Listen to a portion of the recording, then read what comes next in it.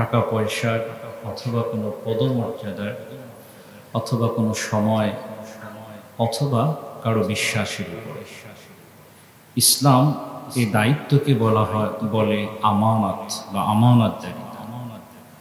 আমানতদারিতা মানে হলো যে দায়িত্ব বা ভরসা আপনার উপরে করা হয়েছে তা সঠিকভাবে রক্ষা করা। আমানতদারিতা শুধু এটা নয় যে আমার কাছে কিছু টাকা পয়সা কিছু সম্পদ রাখলো আর সেটা আমি ফেরত দিলাম, এটাই আমানতদারিতা নয়। আমানতদারিতা এমন গুরুত্বপূর্ণ একটা বিষয়, বিশ্বনবী সাল্লাল্লাহু আলাইহি ওয়াসাল্লাম আমাদেরকে বলেছেন, লা ঈমানা লিমান লা আমানাতা লাহু। ওই ব্যক্তির কোনো ঈমানই নেই যার ভিতরে আমানতদারিতা নেই। যার ভিতরে আমানতদারিতা নেই তার কোনো ঈমান নেই। আমানত রক্ষা করা এটাকে আমরা মনে করি যে মানুষের একটা ভালো গুণ, এর বেশি কিছু আমরা মনে করি না। কিন্তু নবীর হাদিস বলে যে আমানত রক্ষা করা এটা শুধু একটা ভালো গুণ নয়, এটা ঈমানের শর্ত। এটা ঈমানের শর্ত। আমি যদি ঈমানদার বলে কি নিজেকে দাবি করি তাহলে আমাকে অবশ্যই আমানতদার হতে হবে। কিন্তু আফসোস, আজ আমরা আমানতের কথা শুধুমাত্র মুখেই বলি, কাজের ক্ষেত্রে আমরা সবাই ভুলে যাই। আমরা শুধু আমানতের বিষয়ে অন্যকে নসিহত করি, কিন্তু নিজের আমানতের বিষয়ে আমরা সবাই বিমালুম ভুলে থাকতে চাই। অফিসের সরকারি গাড়ি আমি ব্যক্তিগত কাজে ব্যবহার করি, এটাও আমানতের খেয়াল। বন্ধু গোপন কোনো কথা আমার কাছে শেয়ার করছে, আমি তার গোপন কথা অন্যের কাছে বলে দিচ্ছি, আমানতের খেয়াল। সময় মতো আমার অফিসে কাজে যোগদান করার কথা, 10টায় অফিস, কিন্তু আমি খাতায় 11টায় উপস্থিত হয়ে 10টায় কি করলাম, সাইন করলাম। এটাও কি আমানতের খেয়াল। দোকানদার তার নিজের মতো করে হিসেব নিকাশ কম বেশি করে, এটাও আমানতের খেয়াল। ব্যবসায়ী তার ক্রেতাকে যেভাবে মাল ডেলিভারি দিবে বা যে চুক্তির ভিত্তিতে দিবে সেটা যদি না দেয়, সেটাও আমানতের খেয়াল। সর্বক্ষেত্রেই আমানতের খেয়ানত আছে। আসল কথা যেটা বলেছি যে শুধুমাত্র টাকা ফেরত দেয়া কি আমানত বলা যাবে। ইসলাম আমাদেরকে শিখিয়েছে আমাদের সময়, আমাদের কথা, আমাদের দায়িত্ব, আমাদের পথ পদবি সবই আল্লাহর দেয়া এক একটা আমানত। আর আমানতের খেয়ানত মানে শুধু মানুষের সাথে অন্যায় করা নয়, আমানতের খেয়ানত করা হলো আল্লাহর সাথে বিশ্বাসঘাতকতা করা। খুব কঠিনভাবে আমাদেরকে বিষয়টাকে উপলব্ধি করতে হবে যে আমানতের খেয়ানত শুধুমাত্র কোনো অন্যায়ের পর্যায়ে পড়ে না। আমানতের খেয়ানত আমার রবের সাথে বিশ্বাসঘাতকতা করা। আল্লাহ সুবহানাহু ওয়া তাআলা আমাদেরকে যে দায়িত্ব দিয়েছেন, আমাদের এই চোখগুলো আমি নৈতিক কাজে ব্যবহার করব। যদি অন্যায় কাজে ব্যবহার করি, আল্লাহর দিয়ে আমানতের খেয়ানত করা। আমার এই মস্তিষ্ক শুধুমাত্র মানুষের কল্যাণের কাজে চিন্তা করবে, গবেষণা করবে, কিন্তু এই মস্তিষ্ক যদি কোনো অনৈতিক কাজ নিয়ে চিন্তা করে, আল্লাহর দিয়ে আমানতের খেয়ানত করা। এই প্রত্যেকটা পর্যায়ে আমানতের খেয়ানত করা হয় যদি আমরা সঠিকভাবে দায়িত্ব পালন না করি। বুখারীর 6496 নম্বর হাদিসের ভিতরে এসেছে, আবু হুরায়রা রাদিয়াল্লাহু তাআলা আনহু তিনি বলছেন, বাইনামা কানা নবী সাল্লাল্লাহু আলাইহি ওয়াসাল্লাম ইউহাদ্দিসু ইয জাআ আরাবিয়্যুন। আল্লাহ রাসূলের সাহাবী আবু হুরায়রা বলছেন যে একবার রাসূল সাল্লাল্লাহু আলাইহি ওয়াসাল্লাম কোন একটা মজলিসে আলোচনা করছেন, এমন সময় একজন বেদুইন ব্যক্তি মজলিসের ভিতরে প্রবেশ করল। ব্যক্তি আল্লাহর নবীর কাছে জিজ্ঞেস করলো, মাতা সাআ ইয়া রাসূলুল্লাহ, কিয়ামত কখন হবে? আল্লাহ রাসূল বললেন, ইযা দুইয়াতিল আমানাতু ফান্তাযিরুস সাআ। আল্লাহ রাসূল বললেন যে যখন আমানত বিনষ্ট হবে তখন কিয়ামত সংঘটিত হবে। নাউযুবিল্লাহ। আমানত যখন একেবারে ব্যাপক হারে খেয়ানত করা হবে তখন কি? তখন কিয়ামতের জন্য তোমরা অপেক্ষা করবে। আল্লাহ রাসূল সাল্লাল্লাহু আলাইহি ওয়াসাল্লামকে উক্ত সাহাবী আবার জিজ্ঞেস করলেন, কাইফা ইদাআতুহা ইয়া রাসূল, আমানত কিভাবে বিনষ্ট করা হবে বা নষ্ট করা হবে কিভাবে? আল্লাহ রাসূল বললেন, ইদা উসিদাল আমরু ইলা গায়রি আহলিহি ফান্তাযিরুস সাআ, যখন অযোগ্য লোকের হাতে ক্ষমতা অর্পণ করা হবে সেটা হলো সবথেকে বড় আমানতের খেয়ানত। অযোগ্য লোকের হাতে যখন দায়িত্ব অর্পণ করা হবে, ক্ষমতা অর্পণ করা হবে, সেটাই হলো কিয়ামতের সবথেকে বড় লক্ষণ এবং সেটাই আমানতের সবথেকে বড় খেয়ানত করা। তাহলে আমরা আমাদের সমাজে, আমাদের রাষ্ট্রে, আমাদের ব্যক্তি জীবনে, পারিবারিক জীবনে যোগ্যতার মাপকাঠি একটাই, পকেটে টাকা। যদি টাকা থাকে তাহলে সে সব জায়গার কি প্রধান, দায়িত্বপ্রাপ্ত হয়ে যায়। অথবা যদি বংশীয় কোনো দিক নির্দেশনা থাকে বা মর্যাদা থাকে, স্ট্যাটাস থাকে, তাহলেও তার একটা পদ পদবি জোটে। অথবা যদি বেশি ঘাট তারা হয়, তার ক্ষতি থেকে বাঁচার জন্য কোনো একটা পদ পদবি দেওয়া হয়। এগুলো কোনোটাই যোগ্যতার মাপকাঠি না। তার মেধা, তার বুদ্ধি, তার আমানতদারিতা, এগুলো হলো তার যোগ্যতার মাপকাঠি হিসেবে ইসলাম বলে বিবেচিত হতে হবে। তাই সম্মানিত হাজিরিন, এই হাদিসের ভিতরে আমরা কিন্তু তিনটা বিষয়ের ইঙ্গিত পাই। এক নম্বরে হলো আমানতের খেয়ানত করার প্রতি মানুষের স্বাভাবিক প্রবণতা বেড়ে যাবে। দ্বিতীয় নম্বরে হলো উক্ত প্রবণতা দূর করার জন্য কোনো শক্ত শাসন ব্যবস্থা থাকবে না। তৃতীয় নম্বরে হলো অযোগ্য ব্যক্তির হাতে আমানতকে সুপর্দ করা হবে, যার কারণে আমানত পরিপূর্ণভাবে খেয়ানত হয়ে যাবে। আমানতের গুরুত্ব কতটুকু, আল্লাহ সুবহানাহু ওয়া তাআলার এই সৃষ্টির সূচনায় তার দ্বীনের আমানত সুপর্দ করার জন্য আকাশ, জমিন, পাহাড়, মানুষ সকলকে প্রস্তাব করেছে। তখন সেই অবস্থা বর্ণনা করে আল্লাহ সুবহানাহু ওয়া তাআলা সূরা আহজাবের ৭২ নম্বর আয়াতে বলছেন, ইন্না আরাদনাল আমানাতা আলাস সামাওয়াতি ওয়াল আরদ ওয়াল জিবালি فأبين أن يحملنها وأشفقن منها وحملها الإنسان إنه كان ظلوما جهولا। আল্লাহ জানিয়ে দিয়েছেন, আমি সৃষ্টির কার্য সম্পন্ন করে আমি আকাশ, পৃথিবী এবং পর্বতমালার নিকটে, পাহাড়ের নিকটে আমি আমানত রক্ষা করার দায়িত্ব পেশ করলাম। অতঃপর প্রত্যেকেই সে আমানত রক্ষা করার দায়িত্ব গ্রহণ করতে অস্বীকৃতি জানিয়েছে। শুধুমাত্র মানুষ সেটাকে কি করেছে, গ্রহণ করে নিয়েছে। আল্লাহ সুবহানাহু ওয়া তাআলা বললেন যে হামালাহাল ইনসান, মানুষ সেই দায়িত্বকে গ্রহণ করে নিয়েছে। ইন্নাহু কানা যালুমান জাহুলা, নিশ্চয়ই মানুষ হলো অজ্ঞ এবং জাহেল, মানে জালেম এবং অজ্ঞ। আমরা তো মনে করি যে আসলে অনেক জ্ঞানী। আল্লাহ বলছেন যে মানুষ হলো কি অনেক অজ্ঞ, তারা নিজেদের প্রতি অধিক বেশি জুলুম করে। জমহুর উলামা ইকরাম যারা, তারা বলছেন আল আমানাতু তাউম্মু জামিআ ওয়াযাইফিদ দ্বীন, আমানত হলো দ্বীনের সকল প্রকারের দায়িত্ব বুঝানো এবং নিজে গ্রহণ করা। ইবনে আব্বাস রাদিয়াল্লাহু তাআলা আনহু আয়াতের তাফসীর করতে গিয়ে তিনি বলছেন, ইবনে কাসির রাহমাতুল্লাহি আলাইহি তার ইবনে কাসিরের ভিতরে এই আয়াতের ব্যাখ্যায় তিনি লিখছেন যে আরাদতা আলা আদম আলাইহিস সালাতু ওয়াসসালামকে আল্লাহ বললেন যে খুযহা বিমা ফিহা, তুমি আমার কাছ থেকে আমানতগুলো কি করো, গ্রহণ করো, দ্বীনের আমানত গ্রহণ করো। ফাইন আতা'তা গাফারতু লাক, তুমি যদি আমানত সুন্দরভাবে গ্রহণ করতে পারো, এটার আনুগত্য করতে পারো আমানতের, তাহলে আমি আল্লাহ তোমাকে মাফ করে দেব। সুবহানাল্লাহ। ওয়া ইন আসাইতা ফাআযাবতু, যদি এই আমানত রক্ষা করতে না পারো তাহলে আমি কি করব, শাস্তির মুখোমুখি করব। আদম আলাইহিস সালাতু ওয়াসসালাম বললেন যে কবিলতু, আমি এটাকে গ্রহণ করলাম।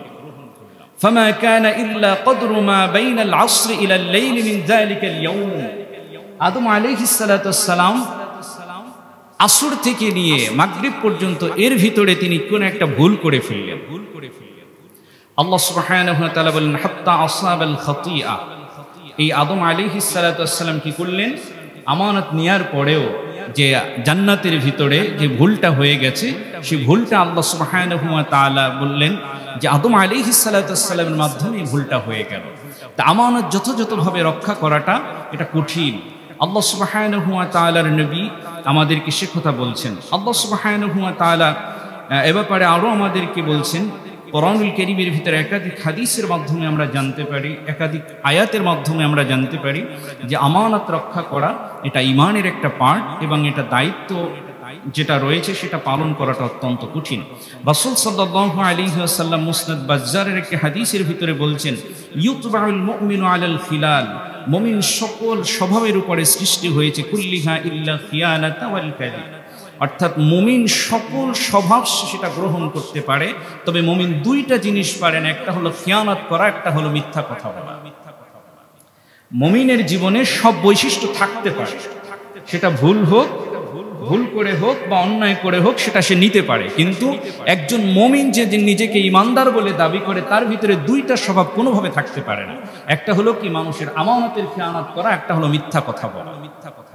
আমরা জানি রাসূল সাল্লাল্লাহু আলাইহি ওয়াসাল্লাম যখন নবুয়তের দায়িত্ব প্রাপ্ত হলেন, আমরা মনে করি যে আসলে ঈমানের সবথেকে বড় দাবি হলো 5 ওয়াক্ত নামাজ পড়া, অবশ্যই সেটা ঈমানের দাবি।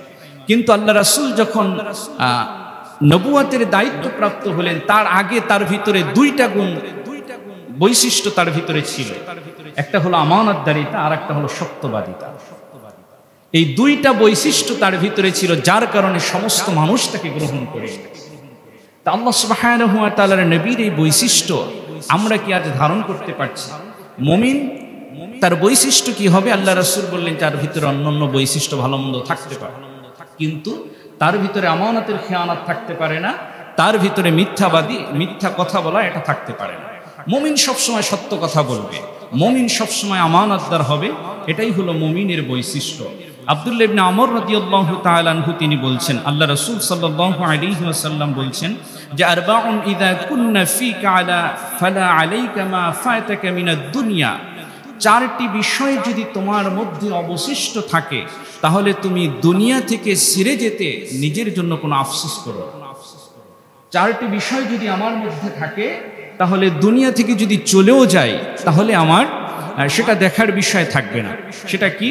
একটা হলো হিফজুল আমানা, আমার ভিতরে যদি আমানতদারিতা থাকে তাহলে সেটা হলো বড় গুণ। 1 নম্বরে হলো হিফজুল আমানা, আমানতদারিতা, ওয়া সিদকুল হাদিস, সবসময় সত্য কথা বলা, ওয়া হুসনু খলিকা, আরেকটা হলো উত্তম চরিত্র, ওয়া ইফফাতু মিন তুআমিহ, এবং হালাল রিজিক অন্বেষণ করা, হালাল খাবার। এই 4টা জিনিস যদি আমাদের ভিতরে থাকে তাহলে আমাদের ঈমান নিয়ে বা আমাদের মৃত্যুর সময় খুব বেশি আফসোস করা এটা প্রয়োজন হবে না, কারণ এই 4টা গুণ যার ভিতরে থাকে তার অন্যান্য গুণগুলো এমনিতেই পরিশুদ্ধ হয়ে যায়, তার অন্যান্য গুণগুলো এই গুণের ভিতরে আল্লাহ সুবহানাহু ওয়া তাআলা নিহিত রেখে দিয়েছেন। আব্দুল্লাহ ইবনে মাসউদ রাদিয়াল্লাহু তাআলা আনহু তিনি বলছেন, আল্লাহ রাসূল ইরশাদ করেছেন, বাইহাকির 4885 নম্বর হাদিস, তিনি বলছেন, কতলু ফি সাবিলিল্লাহ ইউকাফিরুজ যুনুব কুল্লাহা ইল্লাল আমান। আল্লাহ রাসূল বললেন যে আল্লাহর রাস্তায় যারা জিহাদে অংশগ্রহণ করে, এই জিহাদে অংশগ্রহণ করার পরে মানুষ যখন যুদ্ধ করতে করতে আল্লাহর জন্য শহীদ হয়ে যায় তখন তার জীবনের সমস্ত গুনাহ আল্লাহ মাফ করে দেন। সুবহানাল্লাহ, তার জীবনে আর কোনো গুনাহ থাকে না। তবে 2টা বিষয় এখানে আছে, একটা হলো ইল্লাল আমানা, তার কাছে যদি কোনো কিছু আমানত থাকে, সে আমানতে যদি খেয়ানত করে থাকে, শহীদ হলেও ওই ক্ষমা আল্লাহ তাকে করবে না। আরেকটা হলো ইল্লাদ দাইন, কারো কাছ থেকে যদি ঋণ গ্রহণ করে থাকে, ঋণ পরিশোধ করার আগে আল্লাহ তাকে নিজ গুণে ক্ষমা করবেন না। তাহলে শহীদ হয়ে গেল, তার এই বিষয়গুলো কিন্তু অবশিষ্ট থেকে যাবে যে আমার কাছে কার আমানত ছিল, কথার আমানত, কাজের আমানত, সম্পদের আমানত, এই আমানতগুলো আমি রক্ষা করেছি কিনা।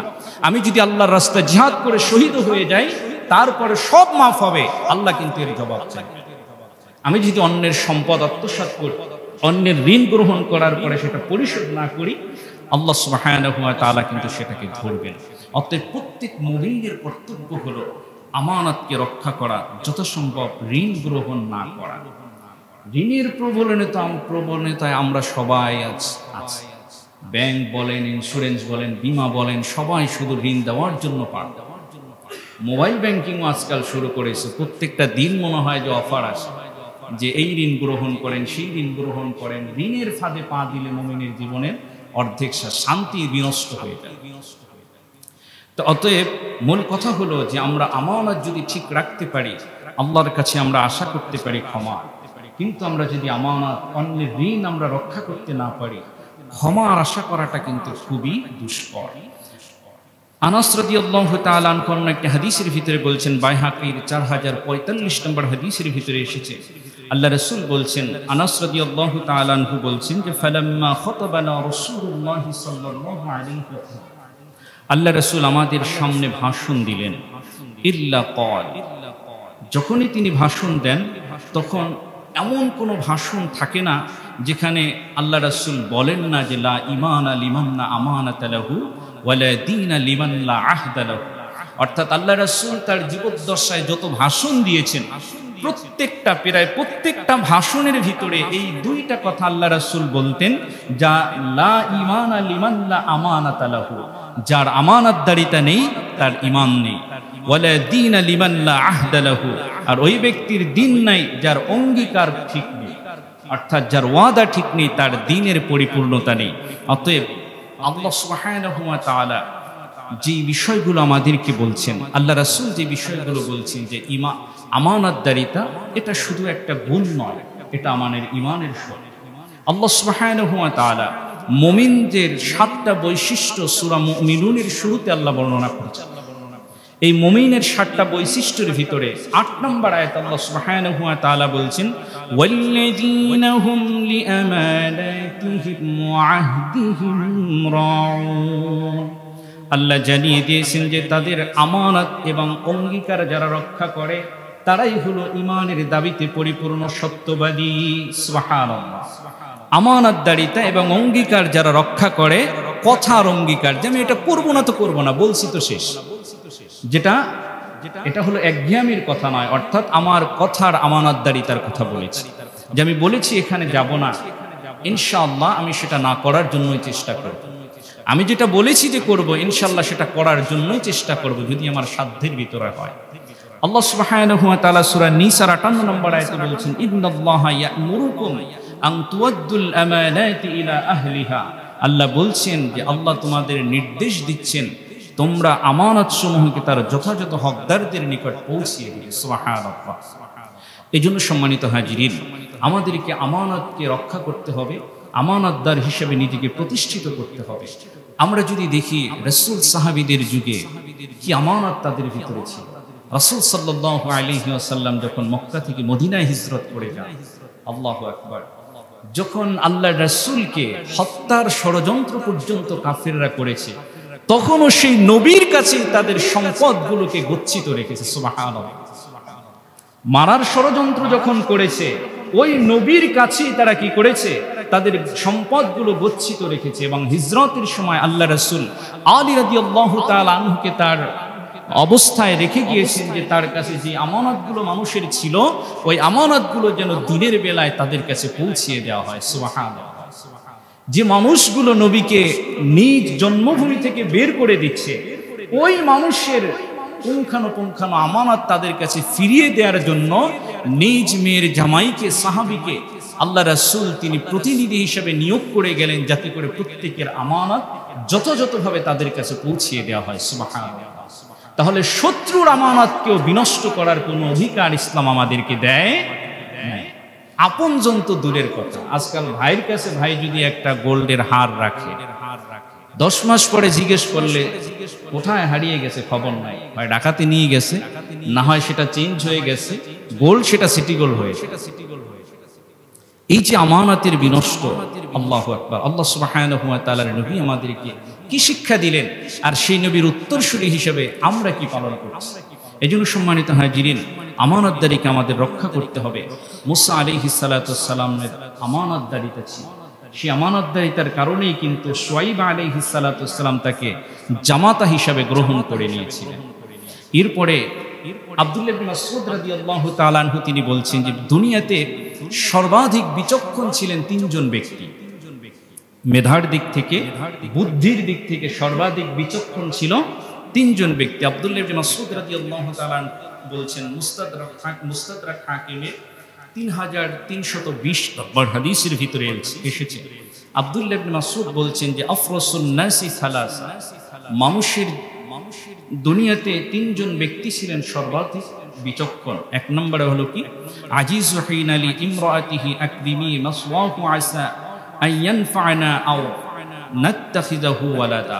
অর্থাৎ আজিজে মিস্র ছিলেন এক নম্বর বিচক্ষণ ব্যক্তি, যিনি শিশু ইউসুফ আলাইহিস সালাতু ওয়াস সালামকে কূপ থেকে ওঠানোর পরে ক্রয় করে নিয়েছিলেন এবং নিজ স্ত্রীকে বলেছিলেন যে কে সম্মানজনকভাবে লালন পালন করো, সম্ভবত সে আমাদের কল্যাণে আসবে। সুবহানাল্লাহ। এক নম্বর বিচক্ষণ ব্যক্তি ছিলেন।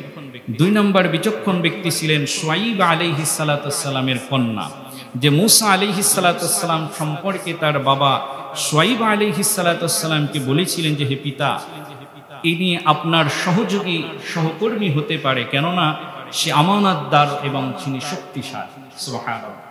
তা বিচক্ষণতার দিক থেকে শুআইব আলাইহিস সালাতু ওয়াস সালামের কন্যা তিনিও ছিলেন একজন।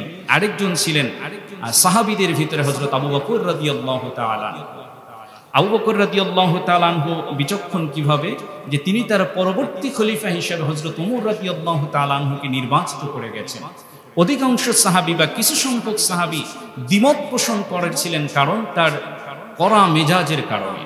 তখন আবু বকর রাদিয়াল্লাহু তাআলা আনহু তিনি বলেছিলেন যে খেলাফতের দায়িত্বভার যখন ওমরের কাঁধে আসবে তখন তিনি ঠিকই শান্ত হয়ে যাবেন। সুবহানাল্লাহ।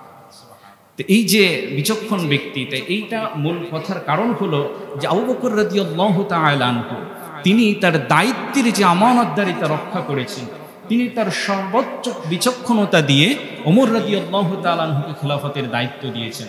ওমর রাদিয়াল্লাহু তাআলা যখন ইন্তেকাল করেন, ইন্তেকালের পূর্বে পরবর্তী খলিফা কাকে নির্বাচিত করবেন এটা নিয়ে যখন দ্বিধান্বিত ছিলেন, তখন আশারায়ে মুবাশশারাতের 6 জন জীবিত ছিলেন। ওই 6 জনকে তিনি কি বলেন মনোনয়ন দিয়ে গেছেন যে আশারায়ে মুবাশশারা যারা দুনিয়াতে জান্নাতের সুসংবাদপ্রাপ্ত 6 জন, এই 6 জনের ভিতর থেকে তোমরা যে কোনো একজনকে খলিফা হিসাবে গ্রহণ করে নিবে। সুবহানাল্লাহ। তাহলে ওমর রাদিয়াল্লাহু তাআলা আনহু তার নেতৃত্বের আমানতটাকে কি করেছেন, সুন্দরভাবে পালন করেছেন। তাই সম্মানিত হাজিরিন, আমরা আপনাদের কাছে বলতে চাই যে আমরা একজন মুমিন হিসেবে নিজেকে প্রত্যেকেই দাবি করি। তাই আমরা যেন প্রত্যেক অবস্থায় আমরা যেন আমাদের আমানতদারিতাকে রক্ষা করি এবং আমাদের কথা কাজে যেন সর্ব অবস্থায় মিল থাকে। আমাদের কাছে কথার আমানত থাকবে, অর্থের আমানত থাকবে, দায়িত্বের আমানত থাকবে, সমস্ত আমানত যেন আমরা রক্ষা করি। সেই ওয়াদা আজকের এই মসজিদে আমরা করি যে আজকে থেকে আমরা আর কখনোই আমানতের খেয়ানত করব না, মানুষের সাথে মিথ্যা কথা বলবো না, সর্ব অবস্থায় সত্যের উপরে নিজেকে প্রতিষ্ঠিত রাখার চেষ্টা করব। আল্লাহ পাক আমাদেরকে সেই তৌফিক দান করুন। আমরা সকলে বলি আমিন।